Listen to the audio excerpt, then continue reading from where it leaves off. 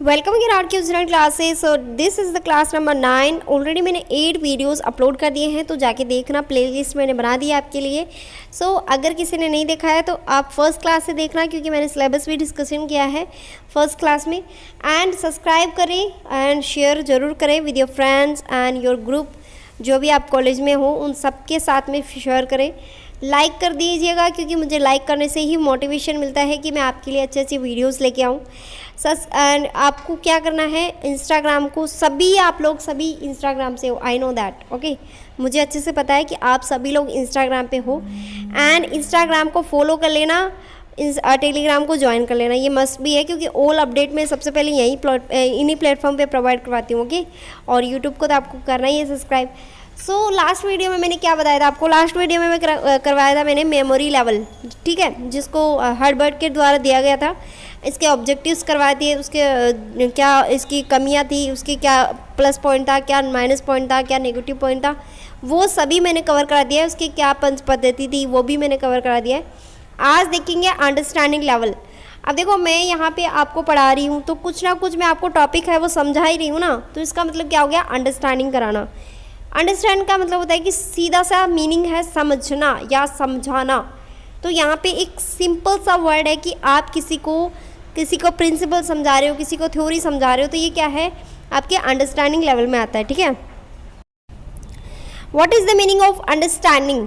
Understanding की meaning देखते हैं सबसे पहले। ये क्या है, एक साइकोलॉजिकल प्रोसेस है related to abstract physical object and such as a person situations, okay. किसी की पर्सन की सिचुएशंस जो भी आपके होते हैं जिसको अंडरस्टैंड कर सकते हैं, वो सब क्या होती है, अंडरस्टैंड की डेफिनेशन में आते हैं। और ये क्या है, एक साइकोलॉजी प्रोसेस है, आपके माइंड पे डिपेंड करता है कि आप कितना समझते हो, उसका अंडरस्टैंड करते हो, कितना आप लेवल तक उसको अंडरस्टैंड करते हो। मतलब कि जैसे मैं पढ़ाती हूँ स्टूडेंट्स को, ऑफलाइन क्लासेस प्रोवाइड करवाती हूँ, तो मेरे ऐसे स्टूडेंट्स भी हैं जहाँ पे बहुत जल्दी क्विकली किसी चीज़ को एक्सेप्ट कर लेते हैं। मतलब कि मैं जो उनको समझाती हूँ ना, वो बहुत जल्दी समझ लेते हैं और आंसर भी दे देते हैं फटाफट। और कोई ऐसे स्टूडेंट्स होते हैं जिनका थोड़ा सा अंडरस्टैंडिंग लेवल बहुत कम होता है, उनको बार बार रिपीट करके समझाना पड़ता है। तो बहुत टाइप्स के स्टूडेंट्स होते हैं। आप में से भी कोई होगा जो जल्दी समझ लेता है, कोई थोड़ा सा धीरे समझता है। तो ये सब माइंड पर डिपेंड करता है, इसलिए क्या कहते हैं इसको, psychology process. Understanding can also define relationship between the object and नॉवर। मतलब कि नॉवर मतलब जानने वाला, ज्ञाता, एंड ऑब्जेक्टिव मतलब उद्देश्य। जो भी आपका उद्देश्य होता है उसको जानने के लिए जो भी आपका अंडरस्टैंडिंग करते हो, उसको अंडरस्टैंडिंग की कैटेगरी के अंदर रखा गया है। ये जो नोट्स है वो हिंदी एंड इंग्लिश मीडियम में रहने वाले हैं, ये हिंदी मीडियम के हैं।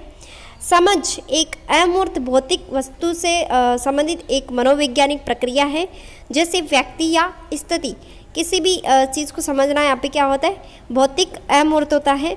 देखो, ये छोटे छोटे पॉइंट ही यूजीसी नेट में पूछे जाते हैं डायरेक्टली, और डायरेक्टली क्वेश्चन तो बहुत कम देखने को मिलते हैं, इनडायरेक्टली क्वेश्चन ज़्यादा पूछे जाते हैं। मतलब कि क्या इससे रिलेटेड है या नहीं है। देखो, ऐसे असर्शन रीजन वाले क्वेश्चंस आ गए, ठीक है, 4-5 आपको पॉइंट दे देंगे, फिर आपको बोलेंगे कि इनको अरेंज करो, कौन सा पहले आएगा, कौन सा लास्ट में आएगा। ये ऐसे क्वेश्चंस इस बार बहुत ज़्यादा पूछे गए हैं और आपको इसी प्रकार से तैयारी करनी है। और जो मेरे स्टूडेंट्स हैं उन्होंने JRF लिया है, JRF बहुत सारे स्टूडेंट्स ने लिया है, ठीक है। तो आप मेरे इंस्टाग्राम पे जाके देख सकते हो। And I am so happy कि मैं उनके लिए कुछ कर पाई। एंड यहाँ पे मिनिमम चार्जेस में आपको नोट्स मिल जाएंगे, notes, current affairs, mock test, मैं आपको सब कुछ प्रोवाइड करवा रही हूँ ओनली और नॉर्मल चार्जेस। कहीं पे भी आपको 10,000 5,000 पे करने की ज़रूरत नहीं, ओके। सो नेक्स्ट है समझ को वस्तु, ज्ञाता और बीज के रूप में भी परिभाषित किया जा सकता है। मतलब कि एक ज्ञाता और वस्तु होती है जिसे ऑब्जेक्टिव कहते हैं, उसके भी रूप में संबंध है जो वो परिभाषित कर सकते हैं। और यहाँ पे कह सकते हैं कि इन दिस लेवल, मतलब at this level teachers explain about the principles, theories, fact and content of the content. मतलब कि जो आप कंटेंट प्रोवाइड करवा रहे हो उसको प्रिंसिपल जो भी आपके पास में है, प्रिंसिपल्स। देखो, आपके पास में मैनेजमेंट, आपने कहीं ना कहीं पढ़ा होगा, मैनेजमेंट की जो बुक है उसके अंदर प्रिंसिपल्स होते हैं, थ्योरीज होते हैं, फैक्ट्स होते हैं। अब यूजीसी नेट का है, आप समझ लो ना, यूजीसी नेट के अंदर जो मैनेजमेंट का स्टूडेंट्स अगर मेरे वीडियोस को देख रहा है वो अच्छे से समझ रहा है कि मैं क्या बोलना चाह रही हूँ। मतलब कि मैनेजमेंट के अंदर ज़्यादातर थ्योरी चैप्टर ज़्यादा है, मतलब कि मैंने देखा है उनका पेपर एनालिसिस किया है, तो उनके पास में क्या है, सब सिलेबस में थ्योरी सिलेबस ज़्यादा है। चलो कॉमर्स वालों की तो मानते हैं कि कॉमर्स का 2 यूनिट है जो प्रैक्टिकल है, एक तो आपके अकाउंट्स है, एक स्टैटिक्स है, ये 2 यूनिट, और थर्ड नंबर आपकी इनकम टैक्स, ये 2-3 यूनिट है जो आपकी थोड़ी प्रैक्टिकल हो जाती है, तो इसलिए थोड़ा सा क्या हो जाता है, थोड़ा सा मतलब कि थोड़ा डिफरेंट हो जाता है मैनेजमेंट का और कॉमर्स का सिलेबस। बट यहाँ पे अकाउंट्स है वो मैनेजमेंट पे भी है, आपकी जो स्टैटिक्स है वो मैनेजमेंट पे भी है, तो ये सब क्या है, मतलब कि इसके अंदर भी थ्योरी बहुत ज़्यादा है, मतलब कि मैनेजमेंट का जो सब्जेक्ट है उसके अंदर थ्योरी बहुत ज़्यादा है। तो देखो यहाँ पे जो थ्योरीज आती है, प्रिंसिपल आती है, उसको अंडरस्टैंड कराना, उसका जो कंटेंट होता है उसको प्रोवाइड करवाना, तो क्या होता है, ये अंडरस्टैंडिंग लेवल के अंदर आता है टीचिंग के अंदर, कि आप एक टीचर हो, आप सपोज करो आपकी टीचर हो और 6 से लेकर 12 के बच्चों को पढ़ा रहे हो, ठीक है, एंड यहाँ पे 6 से लेकर 12 के बच्चों को आप पढ़ा रहे हो, तो आप उनको कुछ ना कुछ आप ऐसे बोलोगे कि 2 × 3 = 6, आप उनको समझाओगे ये चीज़। For example 2 × 3 = 6।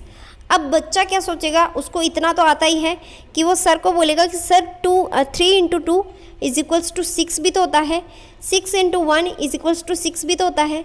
तो देखो ये क्या चीज़ें होती है, ये अंडरस्टैंडिंग लेवल आ जाता है यहाँ पे, कि बच्चा खुद ही अपने आप से सीख रहा है और सीख के आपको एक्सप्लेन कर रहा है उस चीज़ को।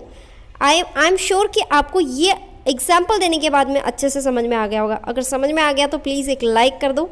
एंड यहाँ पे कह सकते हैं कि बच्चा आगे से आपको एक्सप्लेन करके बता रहा है, तो वो चीज़ें क्या आ गई इसके अंडरस्टैंडिंग लेवल में। आई थिंक आपको इससे ज़्यादा क्लियर कोई भी नहीं करवा सकता है, मैंने बहुत अच्छे से क्लियर करवा दिया आपको, कि यहाँ पे एग्जाम्पल देके भी आपको क्लियर करवा दिया, ठीक है। इस स्तर पे शिक्षक सामग्री के सिद्धांत और सिद्धांत के तथ्य जो भी आते हैं आपके बारे में, उसके बारे में बताना, तो ये क्या है, अंडरस्टैंडिंग लेवल। ओके, जैसे सपोज दैट मानो आपके पास में एक स्टूडेंट है, आपने उसको किसी चीज़ के बारे में आप उसको एक्सप्लेन कर रहे हो, ठीक है, किसी भी चीज़ मान लो आप मैथमेटिक्स एक्सप्लेन कर रहे हो, इकोनॉमिक्स एक्सप्लेन कर रहे हो, तो वो सब क्या चीज़ें उनके बीच में क्या होती है, आप उनको रट्टा नहीं करवा सकते हो ना।